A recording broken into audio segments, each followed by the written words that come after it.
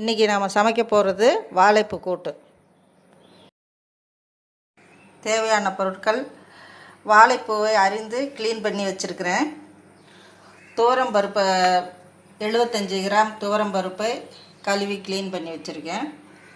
பொடியாக நறுக்கிய வெங்காயம், 3 பச்சை மிளகாய் பொடியாக நறுக்கியது, கருவேப்பிலை ஒரு கொத்து, தாளிப்பதற்கு கடுகு உளுந்தம்பருப்பு, தேவையான அளவு எண்ணெய், தேவையான அளவு உப்பு. முதல்ல குக்கரில் இந்த பருப்பை போட்டுக்கணும். அதோட இந்த வாழைப்பூவையும் சேர்த்துக்கணும்.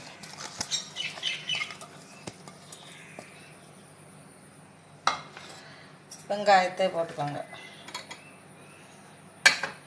பச்சை மிளகாய்,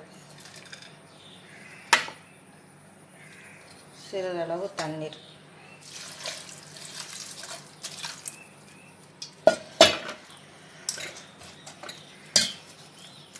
இப்போ குக்கரை அடுப்பில் வச்சோம். குக்கரை மூடி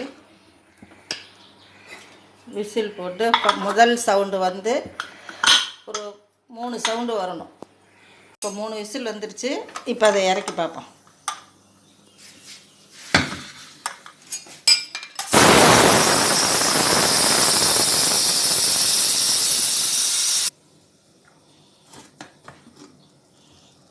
அருமையாக வந்திருக்கு.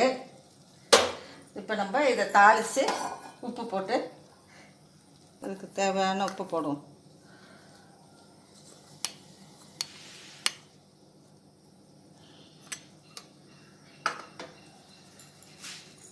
எடுத்து வச்சுருக்க எண்ணெய் ஊற்றுவோம்.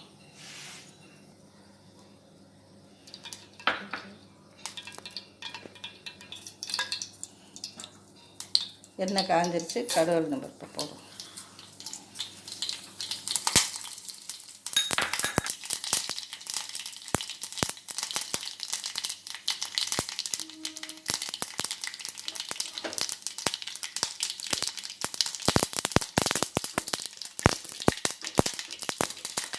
இந்த கருவேப்பிலை